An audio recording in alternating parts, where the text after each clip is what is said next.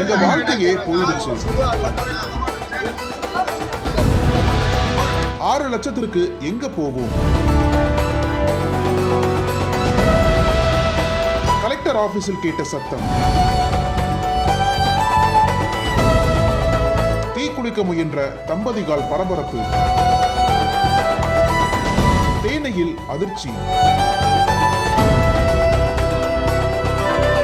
தேனி மாவட்டம் ஆண்டிப்பட்டிக்கு அருகே உள்ளது டி. சுப்புலாபுரம். இந்த பகுதியில் உள்ள எம்ஜிஆர் நகரைச் சேர்ந்தவர் பாண்டிவேல். இவரது மனைவி கிருஷ்ணவேணி. இந்த தம்பதியர் கடந்த பல ஆண்டுகளாக அதே பகுதியில் நெசவு தறியில் வேலை செய்து வருகின்றனர். இந்நிலையில் சொந்தமாக தறி வைத்து தொழில் நடத்தி வரும் வெங்கடேசன் என்பவரிடம் கடந்த சில ஆண்டுகளுக்கு முன்பு 2 லட்சம் ரூபாய் கடனாக பெற்றதாக கூறப்படுகிறது. இந்த தம்பதியர் இருவரும் வெங்கடேசனிடம் தான் கூலிக்கு வேலை செய்து வருகின்றனர். இதன் காரணமாகவே அவரிடம் 2 லட்சம் ரூபாய் கடன் பெற்றதாக தெரிகிறது.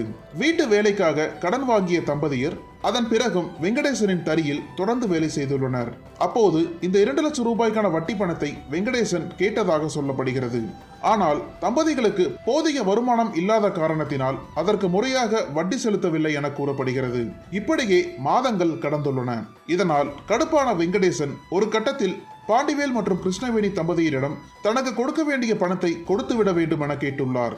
ஆனால் இந்த தம்பதியரால் அந்த பணத்தை திருப்பி கொடுக்க முடியவில்லை. இதனால் வெங்கடேசன் கடுமையாக திட்டியுள்ளார். அப்போது இது குறித்து அந்த பகுதியில் உள்ள சிலர் வெங்கடேசனிடம் என்ன நடந்தது எனவும் எதற்காக அவர்களை திட்டினீர்கள் எனவும் கேட்டுள்ளனர். இதற்கு பதிலளித்த வெங்கடேசன் தன்னிடம் பாண்டிவேல் மற்றும் கிருஷ்ணவேணி சில லட்சம் ரூபாய் வாங்கியதாகவும் அது தற்போது வட்டியும் முதலுமாக 6 லட்சம் ஆகியுள்ளது எனவும் இந்த 6 லட்சத்தை உடனடியாக கொடுக்க வேண்டும் எனவும் கூறியிருக்கிறார். ஏற்கனவே வெங்கடேசனிடம் வாங்கிய 2 லட்சத்தையே கொடுக்க முடியாத நிலையில் இந்த 6 லட்சத்தை எப்படி கொடுப்பேன் என இருவரும் கதறி அழுதுள்ளனர்.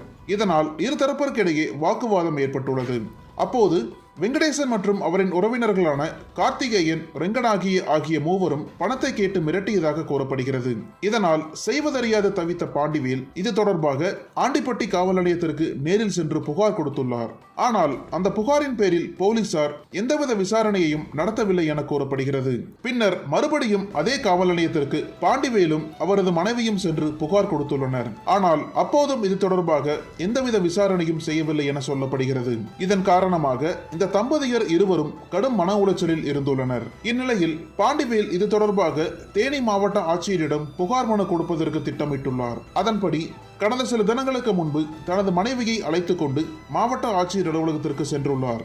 அப்போது வளாகத்தின் உள்ளே வந்த தம்பதியர் விருக்கென்று தங்களின் கையில் இருந்த பையில் இருந்து ஒரு கேனை எடுத்து அதிலிருந்த டீசலை இருவரும் மேலே ஊற்றிக்கொண்டு தற்கொலைக்கு முயன்றுள்ளனர். அப்போது பாதுகாப்பு பணியில் இருந்த போலீசார் அவர்களை தடுத்து நிறுத்தி அங்கிருந்து 108 ஆம்புலன்ஸ் மூலமாக தேனி அரசு மருத்துவக் கல்லூரி மருத்துவமனைக்கு சிகிச்சைக்காக அனுப்பி வைத்துள்ளனர். இதனால் தேனி மாவட்ட ஆட்சித்தலைவர் வளாகத்தில் சிறிது நேரம் பரபரப்பான சூழல் காணப்பட்டது.